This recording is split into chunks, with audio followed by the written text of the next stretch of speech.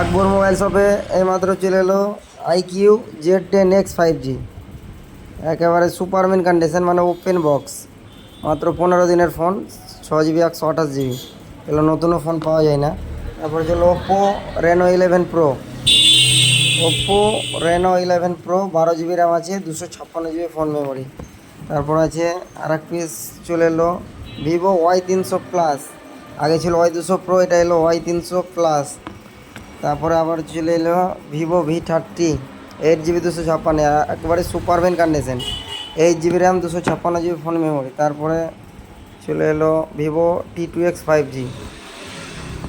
তারপর আপনার এলো Redmi Note 12 Pro।